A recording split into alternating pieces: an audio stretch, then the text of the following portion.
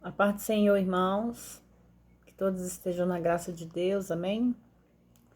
Eu hoje vou entrar aqui no capítulo 46, né, de Gênesis. Vamos dar continuidade à nossa palavra, continuidade à nossa leitura, que fala sobre o Egito, que José, quando ele quis provar os seus irmãos, ele também teve a curiosidade de saber sobre o seu pai, porque no coração dele o que ele mais queria era saber se o pai dele estava vivo, né? Então ele fez com que aqueles homens, seus irmãos, se voltassem novamente para a terra deles, mas que quando eles fossem, eles tinham que deixar o filho mais novo para trás como garantia. Mas aqueles homens que já tinham feito Israel padecer, sofrer por causa da mentira que eles causaram, né, que foi de José, eles tinham medo de chegar até o pai deles e dizer que o filho mais novo tinha ficado e acabar que o pai dele poderia morrer de desgosto, né? Porque infelizmente é o que os filhos de hoje causam entre seus pais. Eles causam desgosto, eles causam vergonha.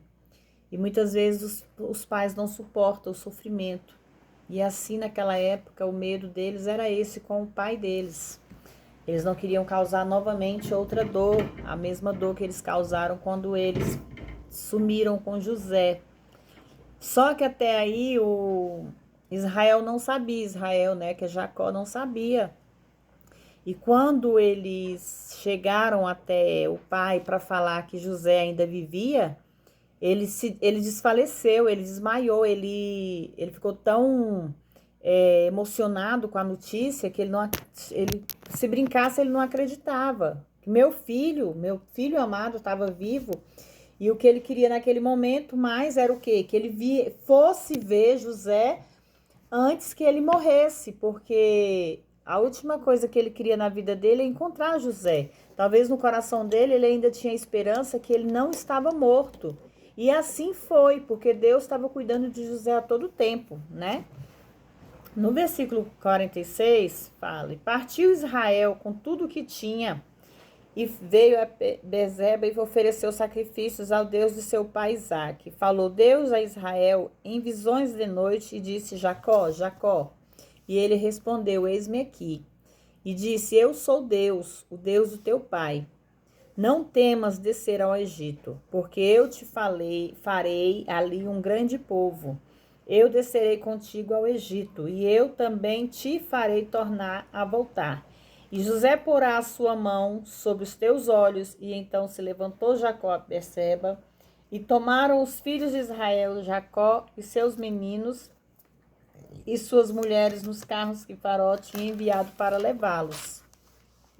E tomaram seus gados e toda a tua fazenda que tinha adquirido na terra de Canaã e vieram ao Egito. Seus filhos e os filhos dos filhos consigo, suas filhas e as filhas dos seus filhos e toda a sua descendência. E estes são os nomes dos filhos de Israel. Jacó e seus filhos Rubem, o primogênito de Jacó, Rubem, Enoque, Palu, Esrom, Carmim, Simeão, Jamim, Oade, Joaquim, Zoar, Zaú, filho de mulher cananeia, Levi, Gerson, Coate e Merari, e os filhos de Judá, Onã, Zelã, Peres, Será, e Onã, porém morreram na terra de Canaã. E os seus filhos de Peres foram Erzon e Amu. E os filhos de Zacar, Tola, Buva, Jo e Siron. E os filhos de Zebulon, Sered, Elon e Jaleel. Estes são os filhos de Lia, os que eram de Luz. Deu à luz a Jacó em Padarã, além de Diná, sua filha, foram 33 as almas de todos os seus filhos e filhas. Vemos aqui a tribo de Judá está tomando a liderança dessa tribo, como dissemos, viria o nosso Senhor. Jacó e José. Então José preparou o seu carro para subir e receber Israel de seu pai, Gozém, e se manifestou a ele. Lançando-se sobre o pescoço, chorou longamente sobre o seu pescoço. Então Israel disse a José: Posso morrer agora, pois já tenho visto o teu rosto, pois sei que estás vivo. E José depois disse aos seus irmãos: Se é a casa de pai, eu subirei e farei saber a Faraó, e lhe direi: Meus irmãos e a casa do meu pai, que estavam na terra de Canaã, vieram a mim. E os homens são pastores de ovelhas, portanto são homens de gado, trouxeram consigo suas ovelhas, vacas e tudo o que tinha. E quando, pois, Faraó vos chamar e disser: Qual é o vosso negócio? Então dirão: Homens de gado, foram os teus servos desde a sua juventude até agora, tanto nós como os nossos pais, a fim de que habite na terra de Gozém. Porque os egípcios têm como abominação todos os pastores de ovelha. A palavra abominação, como é usada aqui, refere-se ao fato de que havia um certo tipo de conotação religiosa da atitude dos egípcios. Em relação aos pastores, de toda maneira, José não tenta esconder a Faraó a casa dos pastores, considerada baixa, a qualquer pertenciam seus irmãos. Ele confia em Deus, pois o que era uma abominação para os egípcios irá tornar-se, pela graça de Deus, aceitável, e assim foi. José então veio e fez saber a Faraó, dizendo: Meu pai e os meus irmãos, suas ovelhas, vacas e tudo o que eles possuem, e os dos últimos dos meus irmãos tomou 5 varões e apresentou diante de Faraó. Então Faraó disse aos seus irmãos: Qual é o vosso negócio? E eles disseram a Faraó: Pastores de ovelhas, são seus servos, tanto nós como nossos pais. Para peregrinar nesta terra viemos, porque não há pasto para as ovelhas dos seus servos, pois a fome é grande na terra de Canaã. E porquanto rogamos de agora que habitem os seus servos na terra de Gozém. Então Faraó falou a José, dizendo: Teu pai e teus irmãos vieram a ti. Toda a terra do Egito diante de ti está na melhor terra. Faze habitar o teu pai, seus irmãos e toda a sua descendência. José o trouxe seu pai e o apresentou diante de Faraó, e Jacó abençoou o Faraó.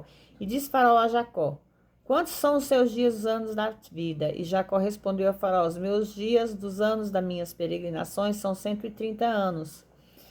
E Jacó abençoou o Faraó e saiu da presença de Faraó.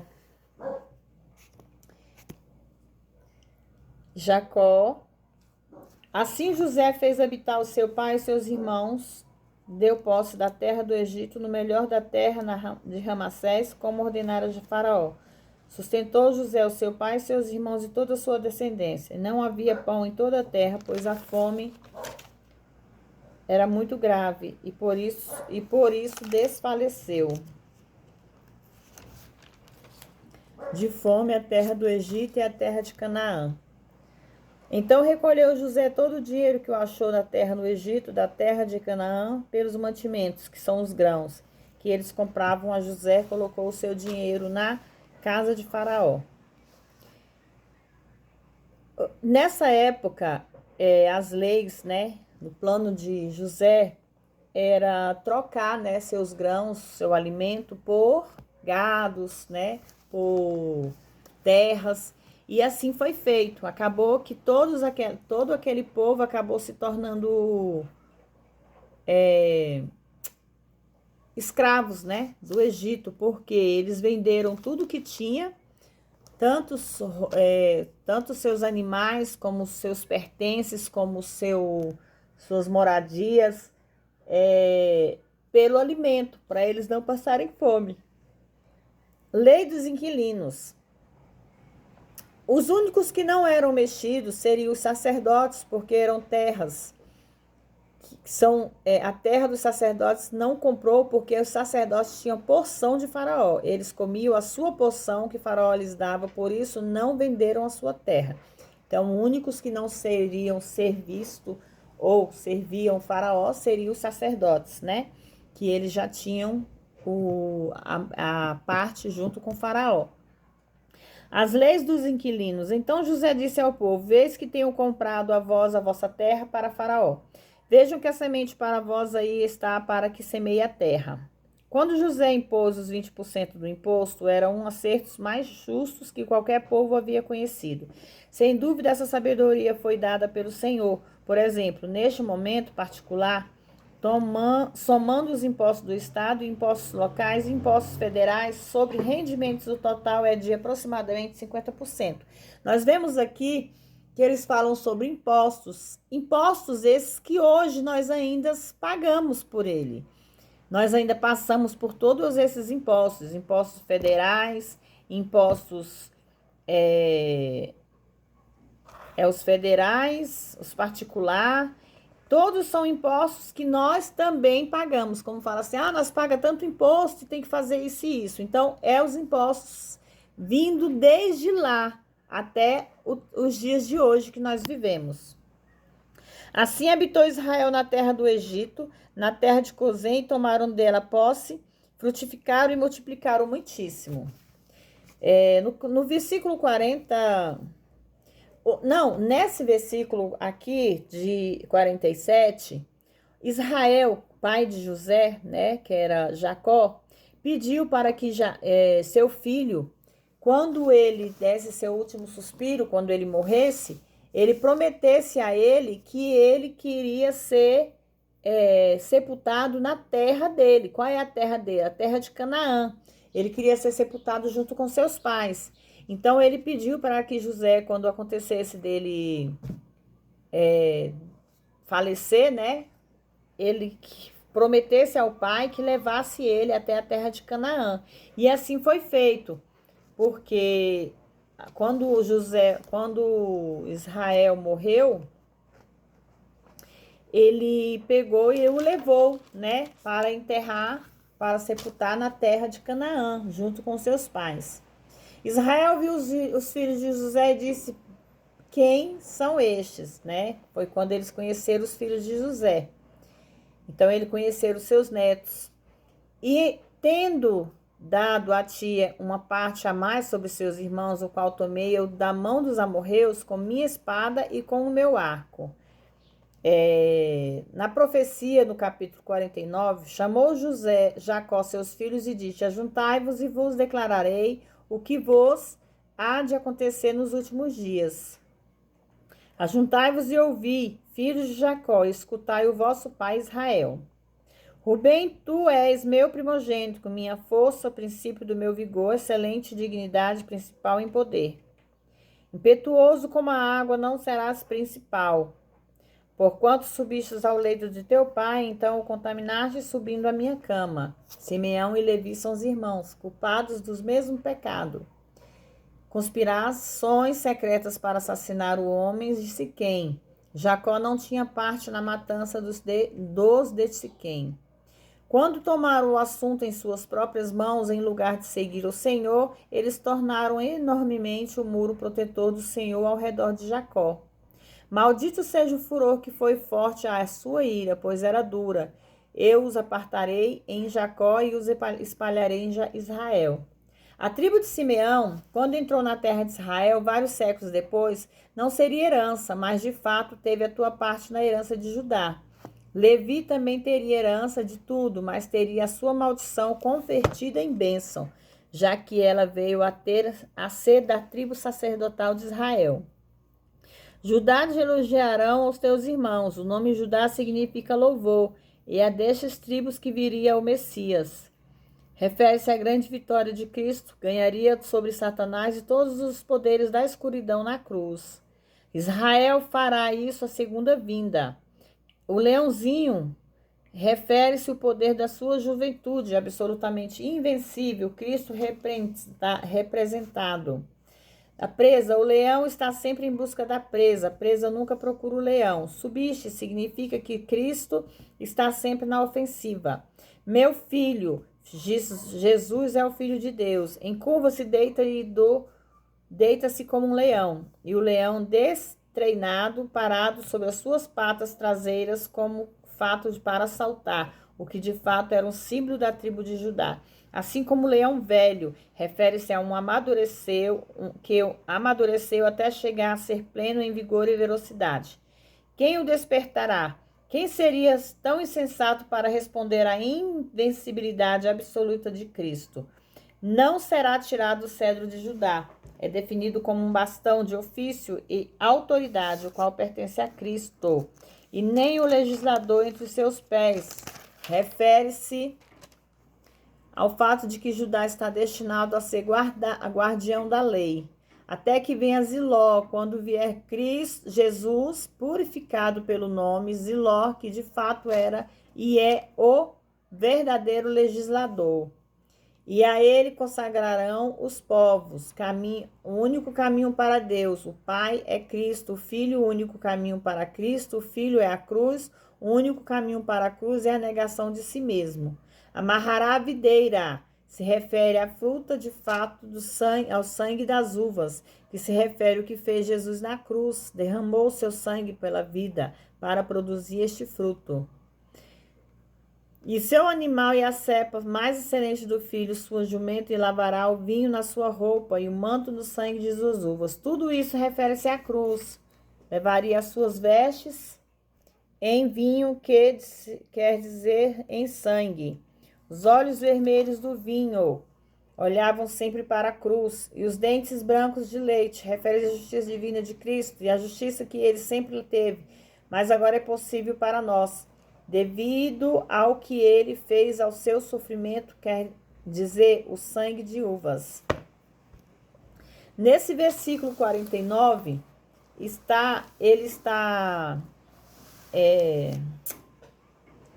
Israel está falando todas as suas profetizando, né? Todas as suas profecias, até chegar à morte de Jacó.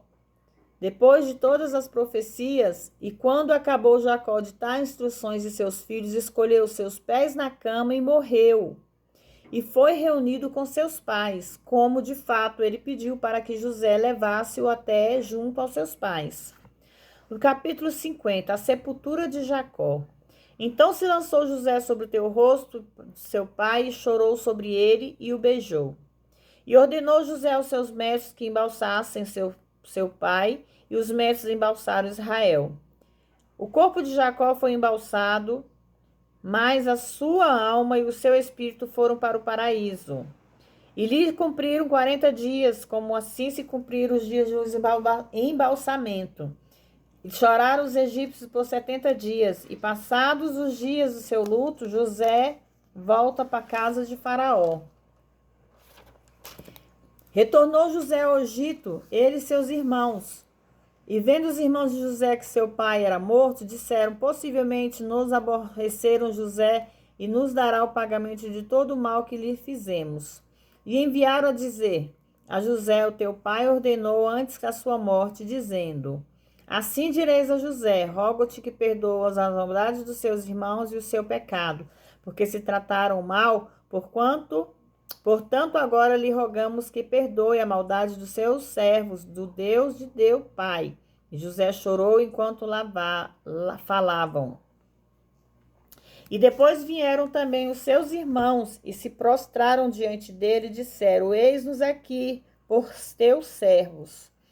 E José lhes respondeu: não temas, estou eu porventura em lugar de Deus? Vós pensastes mal sobre mim, mas Deus o encaminhou para o bem, para fazer o que vemos hoje, para manter a muito povo com vida. Nesse versículo contém das maiores promessas que se encontra toda a palavra de Deus. Deus pode tomar o mal que foi planejado contra o crente. Quer dizer, se o crente confiar plenamente e usá-lo para o bem, até que tudo o que resta seja o bem. Agora, pois, não temais, eu vos sustentarei, a vós e vossos filhos. Assim os consolou e lhes falou conforme desejou o coração deles, um tipo perfeito de Cristo. E habitou José no Egito, em a casa de seu pai, e viveu por 110 anos. E viu José os filhos de Efraim até a terceira geração. Também os filhos de Maquir, filho de Manassés, foram criados sob os joelhos de José.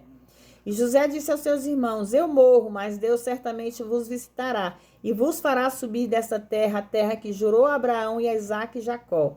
E José fez jurar os filhos de Israel, dizendo: Deus certamente vos visitará e vos fará levar daqui os meus ossos. E morreu José na idade de 110 anos e embalsaram-no e foi posto em um ataúde no Egito. O livro de Gênesis começa com a vida e termina com a morte. Começa com a criação e termina com o ataúde. Começa com um Deus vivo e termina com um homem morto. E devido tudo isso, a queda. Amém? Aqui termina o livro de Gênesis. Hoje eu estou entrando aqui no livro, segundo livro da Bíblia, em Êxodo. O primeiro capítulo, Israel no Egito. Estes são os nomes dos filhos de Israel que entraram no Egito com Jacó, cada um entrou com a sua família. Que são Rubem, Simeão, Levi, Judá, Isacar, Zebulon, Benjamim, Dan, Naphtali, Gade, Azé. E todas as almas dos que saíram dos lombos de Jacó foram 70 almas, e José estava no Egito. E morreu José e todos os seus irmãos e toda aquela geração. E os filhos de Israel cresceram e se multiplicaram, e foram aumentados, e se fizeram muito poderosos e a terra se encheu deles. A opressão. Levantou-se enquanto isso um novo rei sobre o Egito que não conhecia José, o qual disse ao povo: Eis que o povo dos filhos de Israel é maior e é mais forte que nós. Agora, pois, sejamos sábios para com eles, para que não se multiplique e aconteça que, vindo a guerra, eles também se ajuntem com vossos inimigos e pelejem contra nós e se vão da terra. Faraó se dedica a destruir o povo de Deus, certamente para concluir os planos.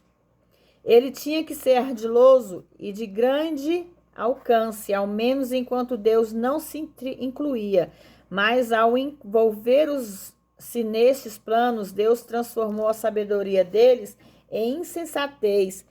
Todas as confabulações que ignoram a Deus ilustram o mesmo. Então puseram sobre eles delegados de tributos para os incomodarem com as suas cargas e indicaram a Faraó as cidades, armazéns, Pidons e Ramassés. Entretanto, quando mais os oprimiam, tanto mais se multiplicavam e cresciam, de maneira que estavam eles enfadados por causa dos filhos de Israel. Nas ruínas dessas duas cidades existiam a atualidade, e de fato essa última era a residência da corte. Há uma boa possibilidade que os milagres de Moisés, registrados em Êxodo, capítulo 7, tenha acontecido nesta corte. Portanto, os grandes palácios pelos filhos de Deus que foram escravos presenciaram o grande poder de Deus evidenciados nele. Refere-se a isto em relação ao rei do Egito. É certo que se pode dizer que ele errava muito, não conhecendo Deus nem os seus conselhos imutáveis. Faraó não sabia que centenas de anos atrás, antes que ele tivesse respirado o sopro da vida mortal, a palavra de Deus e o juramento, duas coisas imutáveis, tinha assegurado infalivelmente a plena e gloriosa libertação desse mesmo povo. De fato, era um povo que nesse tempo, na época do juramento de Deus, sequer existia, mas ao qual Faraó, com a sua sabedoria terrena, estava indo esmagar. Tudo isso lhe era desconhecido, portanto, todos os seus pensamentos e planos estavam apoiados à sua ignorância, quando a essa grande fundamento, a verdade de todas as verdades. Poderia evitar o aumento daqueles com respeito ao seu Deus, ao que Deus havia dito: serão como as estrelas do céu e como a areia do mar, que não se pode enumerar. Os sábios entendimentos deles, portanto, eram simplesmente loucura e insensatez. E os egípcios fizeram servir os filhos de Israel com dureza. Dureza deriva de uma raiz que significa romper, esmagar. E amarguraram a vida com dura servidão em barro, tijolos e todo o trabalho no campo, e em todos os seus serviços, a qual os obrigavam com dureza. E falou o rei do Egito às parteiras da hebreias, uma das quais se chamava Sifrá, e aos outra Puá e lhes disse: quando ajudastes as hebreias a dar à luz e as virem sobre os assentos, se for filho, matem, e se for filha, então viva. Mas as parteiras temeram a Deus e não fizeram como lhe ordenou o rei do Egito. Antes conservaram-se a vida com os meninos.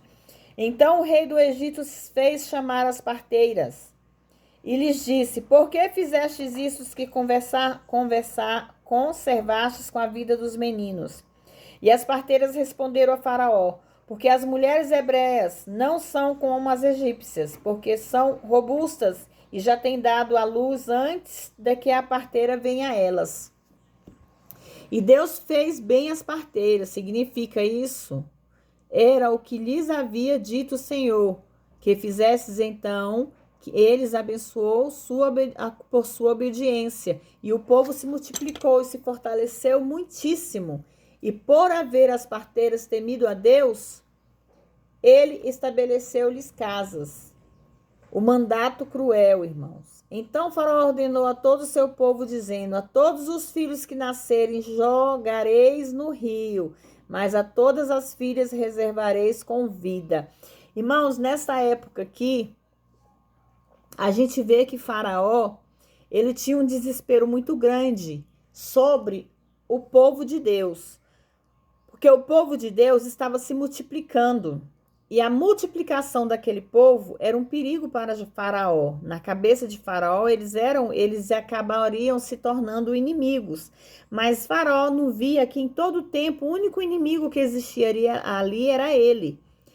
Como o medo deles ao fato da vinda de um Messias, né? A vinda de um Salvador, a vinda de um homem que Deus ia usar para salvar o povo dele, ele queria que todas aquelas crianças que nascessem homem fossem mortos. Então ele ordenou o mandato cruel, que fossem jogadas todas as crianças masculinas, né, que nascessem menino, no rio. E assim o Faraó fez. Embora Faraó desejasse debilitar os israelitas, ao exigir que matasse os meninos varões ao nascer, o plano de Satanás era ainda mais sinistro. É a inimizade da serpente contra a semente da mulher.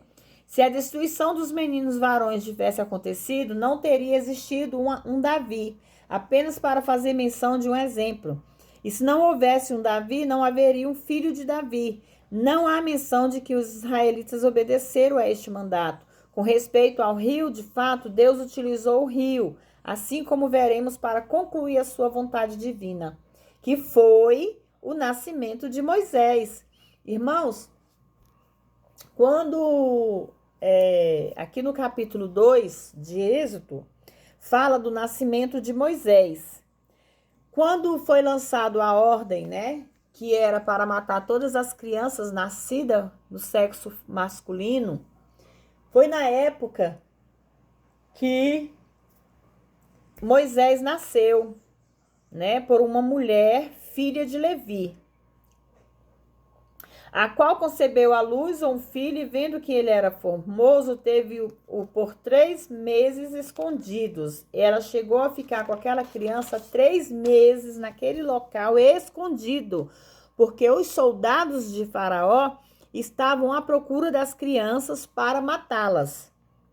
Vendo ela que não poderia mais esconder aquela criança, ela fez com que ela preparou um jungo, né, uma arca de jungo, como um cesto, né, que eles faziam naquela época que não penetrava água, e revestiu-os com resina, e pondo o menino, apôs os jugos à beira do rio. Ela pegou o filho dela, né, Moisés, colocou dentro daquele cesto e o lançou no rio. Ali quando ela lançou ele à beira do rio, a sua irmã se colocou de longe para ver o que lhe aconteceria, que era a Miriam. Quando a filha de Faraó desceu a lavar-se no rio, estavam passeando as donzelas e ouviram o choro de uma criança. E ao ouvir o choro, eles abriram o cesto e viram que tinha uma criança dentro daquele cesto. Então a sua irmã, logo em seguida, correu até ela, né, a filha de Faraó, e falou: irei chamar uma ama para cuidar do seu filho. Aqui nessa parte, eu vou resumir para vocês que quando a mãe de Moisés lançou Moisés ao rio, em nenhum momento ela imaginou que Deus estava preparando um Salvador, né, para que cuidasse dos filhos de Deus, que era o povo de Deus. Quando ela lançou aquele menino nas águas, a irmã dele ficou a cuidar daquele cesto que ia ali, ó, na descida do rio. Claro que o medo dela era que o rio levasse ele para longe, né, o afogasse e ele também morresse. Mas Deus tinha um projeto na vida de Moisés. Deus tinha. É como eu falei para vocês e continuo falando. Irmãos, irmãs, quando Deus tem um projeto nas nossas vidas, independente do que nós passamos, Ele está no controle. Ele está no controle das nossas vidas, Ele está no controle da nossa casa, Ele está no controle de tudo. Por isso que todas as guerras que nós acabamos tendo que passar ou suportar, Deus passa conosco. E assim foi Deus na vida de Moisés. Quando a filha de Faraó saiu para tomar seu banho no rio, ela ouviu um barulho de uma criança. E a lei continuava, né? Porque era para matar todas as crianças daquela aldeia. Todas as crianças que nascessem, né? Homens e abaixo de 1 ano teriam que morrer. Eles eram jogados no rio para morrer afogados. Mas a filha se encantou com a criança e quis aquela criança. Por quê? Até então, na Bíblia não fala o que aquela mulher passou por aceitar Moisés. Porque antes dela achar Moisés, ela passou por várias gravidez.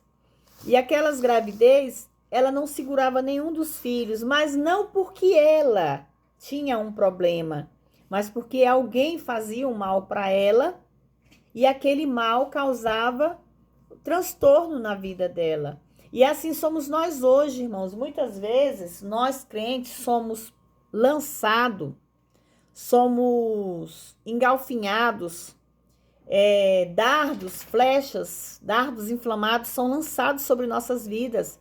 Muitas vezes adoecemos, muitas vezes passamos por luta, mas são lutas que nós passamos porque outros vêm, fazem a maldade e fazem com que nós passamos por aquela luta. Mas mesmo nós passando por esta luta, nós sabemos que Deus está no controle de nossas vidas. Deus está no controle da nossa casa. Deus está no controle da nossa família. Então não tenha medo, não tema o mal. Tema apenas em procure fazer o bem. Procure perdoar, procure ser perdoado. Não deixe que nada venha atrapalhar a sua fé que você tem em Deus. E naquele momento que aquela jovem, aquela princesa achou, né, aquela criança, a primeira coisa que ela pensou, como ela iria fazer para amamentar a criança. Miriam, sendo irmã daquela criança, correu até ela e falou: eu conheço uma ama que pode te ajudar. A princesa não pensou nem 2 vezes, né? Resolveu levar aquela criança até a ama para deixar a criança com aquela mulher para que ela amamentasse a criança e criasse ela até ela chegar a certa idade. Aqui, nessa passagem, você já vê o trabalhar de Deus na vida de Moisés. Moisés foi afastado da mãe. A mãe sofreu muito por aquela atitude, claro.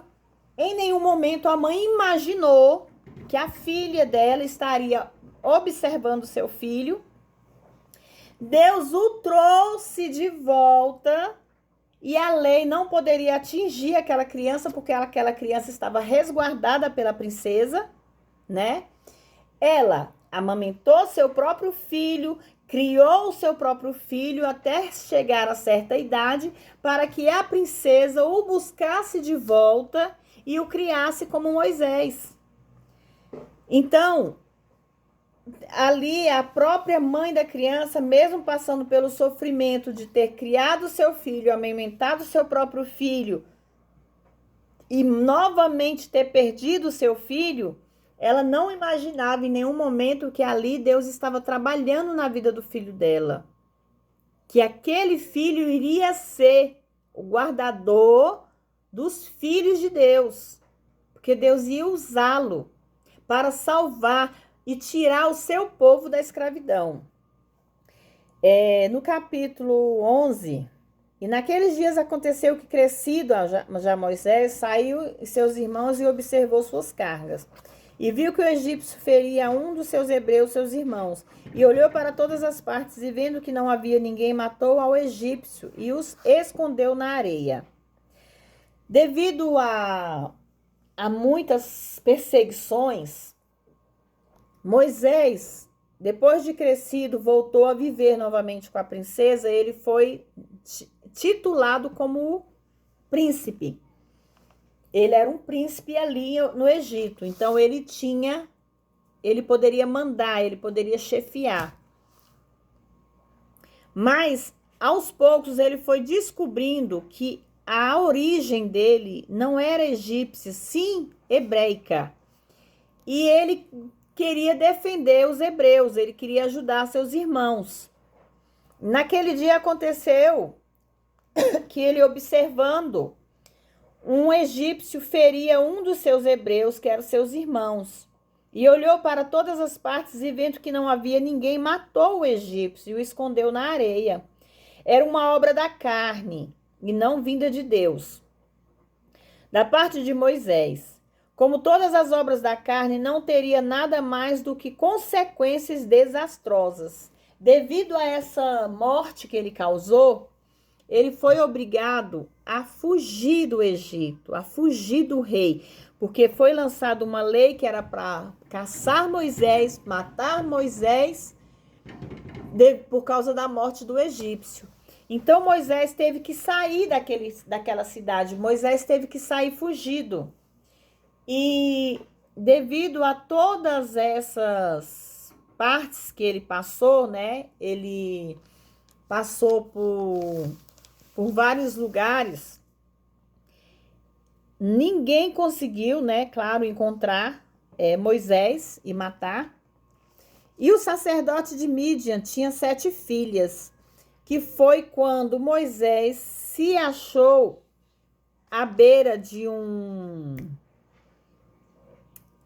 bebedouro, onde havia várias moças, né? Ali começou a nova vida de Moisés. E naquele local existia um sacerdote que tinha 7 filhas, as quais vieram tirar água para encher os bebedouros e darem a beber as ovelhas de seu pai. E voltando ela, Reuel, seu pai, ele disse: por que hoje viestes tão depressa? Significa que cedo tinha terminado de dar água. E elas responderam: um varão egípcio nos defendeu da mão dos pastores e também nos tirou a água e deu a beber as ovelhas. E disse suas filhas: de onde está ele? Por que deixastes o homem? Chamem ele para cá, que venha comer pão. Moisés concordou em morar com aquele varão, e eles lhe deu a Moisés a sua filha Zípora, a qual deu à luz a um filho e pôs o nome de Gerson, porque disse: peregrino sou em terra estranha. E aconteceu que depois de muitos dias morreu o rei do Egito, e os filhos de Israel gemiam por causa da servidão e clamaram, e subiu a Deus o clamor deles por causa de tua servidão. E ouviu Deus o gemido deles e se lembrou da tua aliança com Abraão, Isaque e Jacó. E viu Deus os filhos de Israel, reconheceu Deus e a condição. Capítulo 3, a sarça que ardia. Apacentando Moisés as ovelhas de Jetro, seu sogro, sacerdote de Midian, levou as ovelhas atrás do deserto e veio a Horebe, o monte de Deus. E lhes apareceu o anjo do Senhor, em uma chama de fogo no meio de uma sarça. Foram necessários 40 anos no deserto para humilhar a força da carne e destruir a sua esperança, e o possível rei do Egito agora era um pastor pouco conhecido. Ele olhou e viu que a sarça ardia no fogo e a sarça não se consumia. A chama de fogo de uma destas sarças no deserto, o emblema da deidade e da humanidade de Cristo, e o grande nome Eu Sou, que tinha o do fogo, revelou este poder todo-poderoso a Moisés. Se isso fosse feito na carne, consumiria a pessoa. Quer dizer, a sarça, entretanto, se for feito no poder do Espírito Santo, a sarça arderá e não se consumirá. Então Moisés disse: Me virarei agora para lá e verei esta grande visão, porque por motivo a sarça não queima. E vendo o Senhor que Moisés se virava para ver, chamou o Deus no meio da sarça e disse: Moisés, Moisés. E ele respondeu: Eis-me aqui. E ele disse, Deus disse: Não te aproximes para cá, tira as sandálias dos teus pés, porque o lugar onde pisas é terra santa. E disse ainda: Eu sou o Deus do teu pai, o Deus de Abraão, o Deus de Isaque e o Deus de Jacó. Então Moisés cobriu o teu rosto, porque temeu em olhar para Deus. E disse o Senhor: Tenho visto a aflição do meu povo que está no Egito, e ouvi o seu clamor, por causa dos deuses atores, pois tenho conhecido as suas aflições, e portanto desci para libertá-los. A comissão: Eis, pois, que o clamor dos filhos de Israel é vindo diante de mim, também tenho visto a opressão do que os egípcios oprimem. Vem, pois, agora, e eu lhe te enviarei a Faraó para que tires o povo de Israel do Egito. Então Moisés disse a Deus: Quem sou eu para que vá a Faraó e tire do Egito os filhos de Israel? E lhes disse: Certamente eu estarei contigo, e isso se terá por sinal, que eu te enviei. Logo que houveres tirado este povo do Egito, adorareis a Deus sobre este monte. E disse Moisés a Deus: Eis que eu, quando chegar aos filhos de Israel, e lhes disser o teu nome, paz que me enviou a vós, se eles me perguntarem qual é o seu nome, o que lhes direi? E disse Deus a Moisés: Eu sou o que sou. E disse mais assim: Dirás aos filhos de Israel: Eu sou, me enviou a vós. E Deus disse mais a Moisés: Assim dirás aos filhos de Israel: O Senhor Deus de vossos pais, os Deus de Abraão, Deus de Isaque e Jacó, me enviou. Este é o meu nome para sempre, este é o meu memorial por todas as gerações. E disse-lhe: Tirarei da aflição do Egito, e o Eteu, o Amorreu, o Cananeu, o Ferezeu, o Herbeu, o Jebuseu, uma terra que mana leite e mel. E ouvirão a tua voz, e irás tu com os anciões de Israel, e direis a ele: O Senhor Deus dos Hebreus nos encontrou, portanto agora deixai-nos ir, caminho de 3 dias pelo deserto, para que sacrifiquemos ao Senhor nosso Deus. Mas eu sei, porém, que os reis do Egito vos deixará ir, nem ainda por uma mão forte. Mas eu estenderei a minha mão e ferirei o Egito com todas as minhas maravilhas que farei no meio deles, e então nos deixará ir. E eu darei a este povo graça aos olhos dos egípcios, para que quando saísses, não saíres de mãos vazias. Mas sim, cada mulher demandará a sua vizinha, a sua hóspede, joias de prata, joias de ouro, vestidos, os quais porei sobre os vossos filhos e filhas, e despojarei os egípcios. Capítulo 4. Então Moisés respondeu e disse: Eis que eles não me acreditaram, nem ouvirão a minha voz, porque dirão: O Senhor não te apareceu. O Senhor disse: O que é que isso na sua mão? E ele respondeu: Uma vara. Aqui nesse capítulo, quando fala da vara, foi o primeiro sinal de Deus lá para Faraó, né? Que ele lançou o cajado no chão e o cajado se transformou em uma cobra. Perdão, irmãos. E aconteceu que eles não acreditaram e nem obedeceram à voz do primeiro sinal, que foi o sinal da cobra, né? A única resposta à serpente quer dizer a Satanás, ao pecado que ele provocou, que é tão abominável que só pode ser simbolizada pela terrível enfermidade da lepra. Irmãos, quando Deus pediu para que Moisés voltasse ao Egito para salvar os seus filhos, né? Que são os filhos de Israel, Jacó. Deus enviou vários sinais para que aquele rei pudesse acreditar e libertar os seus filhos. Mas o coração de Faraó era um coração endurecido. Era um coração duro, que não ouvia e não queria saber, né, de libertar o povo. Então o rei do Egito disse-lhe: Moisés e Arão, por que fazeis cessar o povo das suas obras? Ide as vossas cargas. Disse também Faraó: eis que o povo da terra é agora muito, e vós os fazeis abandonar os seus cargos. E ordenou Faraó naquele mesmo dia aos capatazes do povo, aos seus governadores, dizendo: daqui em diante não torneis a dar palha ao povo para fazer tijolos, como fizestes ontem e antes de ontem. Irão eles mesmos recolher palhas para si. Ele cada vez se endurecia mais e cada vez ele fazia mais o povo de Deus sofrer.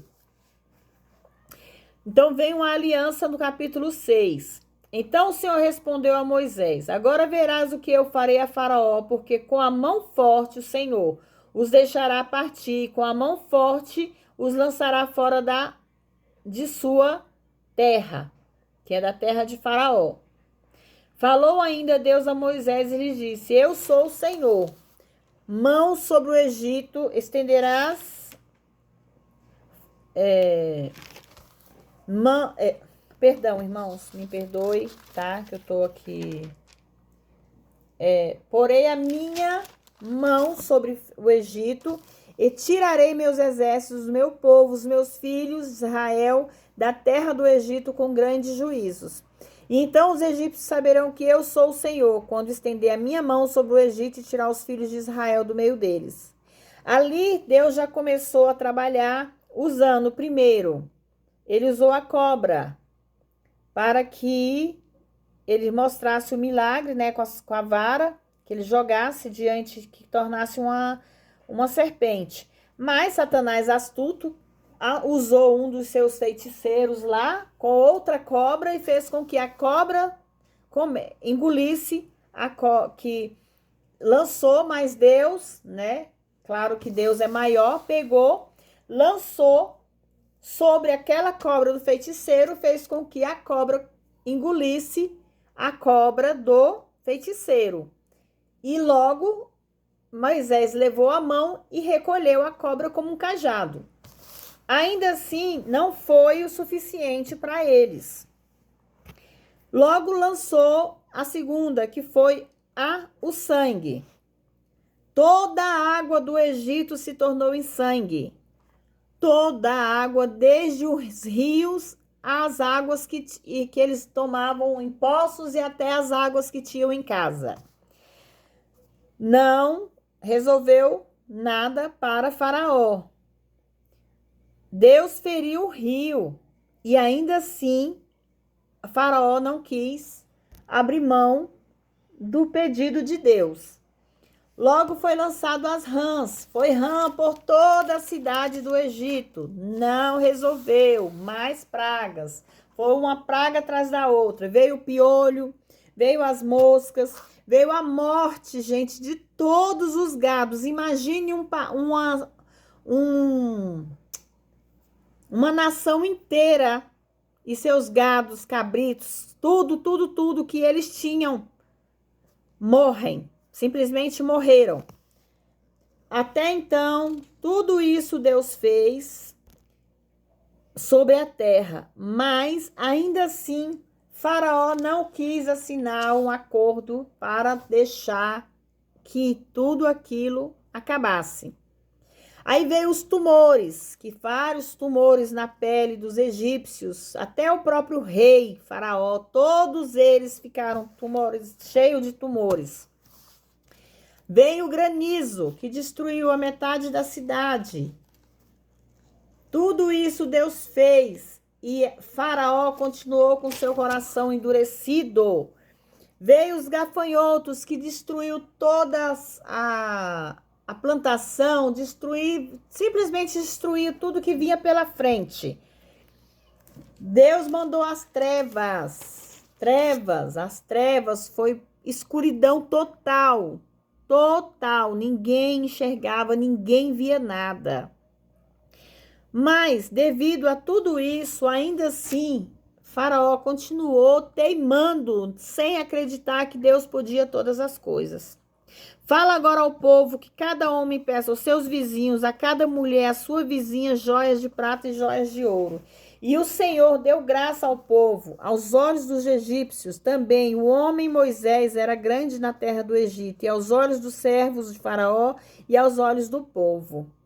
Veio a morte. E disse Moisés: o Senhor tem dito assim: à meia-noite eu sairei pelo meio do Egito, e todo primogênito da terra do Egito morrerá, desde o primogênito de Faraó, que se assenta ao seu trono, até o primogênito da serva que está detrás dos moinhos, e todo o primogênito dos animais. E haverá grande clamor na terra, mas entre todos os filhos de Israel, desde os homens até os animais, nem mesmo um cão moverá a sua língua, para que saibais que o Senhor faz diferença entre os egípcios e os israelitas.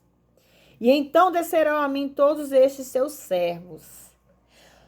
Quando ele lançou a praga da morte, foi para que todos os primogênitos fossem mortos.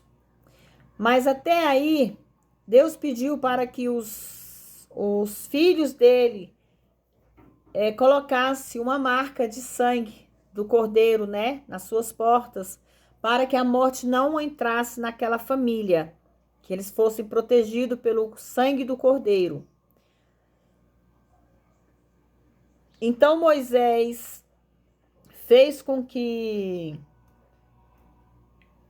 Faraó, né, conversou com Faraó antes, explicou, tentou de todas as maneiras fazer com que Faraó desistisse de tudo aquilo, mas ainda assim não adiantou. E assim o Senhor dissera a Moisés: Faraó não vos ouvirá, para que as minhas maravilhas se multipliquem na terra do Egito. E Moisés e Arão fizeram todos esses prodígios diante de Faraó, mas o Senhor tinha endurecido o coração de Faraó, que não deixou os filhos de Israel irem para fora do país. Falou o Senhor a Moisés e Arão na terra do Egito, dizendo: estes meses vos será por princípio dos meses, será entre os primeiros dos anos. Falai para toda a congregação de Israel, dizendo: aos 10 deste mês, cada um tomará um cordeiro para sua família e, no caso, sacrificará o cordeiro, né? Naquela noite comerão a carne assada no fogo, com pães e leveduras, com ervas amargas comerão. Nada comereis dele cru, nem cozido com água, a não ser assado ao fogo. Sua cabeça com os pés e suas fressuras não deixarão dele até amanhã. O que tenha ficado até amanhã tem que ser queimado no fogo. Assim, pois, os comereis cingidos vossos lombos, os vossos sapatos, os vossos pés, os cajados e a vossa mão. E comereis apressadamente. Esta é a Páscoa do Senhor. E não haverá entre vós praga de mortandade, que eu feri a terra do Egito, porque passará o sangue do cordeiro sobre os seus ombrais. E este dia vós será por memória, e tereis que celebrar solenemente ao Senhor durante vossas gerações, por estatuto perpétuo celebrares. 7 dias comereis pães sem levedura. Assim no primeiro dia fareis que não haja levedura em vossas casas, porque qualquer que comer pão levedado, desde o primeiro dia até o 7º, aquela alma será cortada de Israel. E veio a morte dos primogênitos. E aconteceu que na meia-noite o Senhor feriu todos os primogênitos da terra, E Faraó se levantou naquela noite, ele, todos os seus servos e todos os egípcios. E então fez chamar a Moisés e Arão e lhes disse: Saiam do meio do meu povo, vós e os filhos de Israel, vão e sirvam o seu Senhor como deste dito. Porque até o primogênito cativo e todos os primogênitos dos animais, todos os primogênitos, até mesmo primogênitos de Faraó, tomai vossas ovelhas, vossas vacas, tendes dito, ide e abençoai bem longe de mim. E os egípcios apartaram o seu povo, apressando-se, lançaram-lhe a terra, porque diziam, todos seremos mortos. E levou o povo da sua massa antes que levedasse, e as suas amassadeiras. E assim partiram os filhos de Israel de Ramassés para Sudoque. Como que 600.000 homens a pé, sem contar os meninos. E também subiu com eles uma imensa multidão mista, junto com ovelhas, bois e grande quantidade de gados.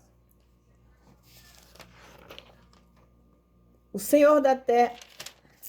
E passando-se 430 anos, naquele mesmo dia saíram todos os exércitos do Senhor da terra do Egito. Esta noite se guardará em honra ao Senhor, porquanto naquele tinha tirado da terra do Egito. Esta é a noite que devem guardar em honra ao Senhor todos os filhos de Israel em suas gerações. A Páscoa.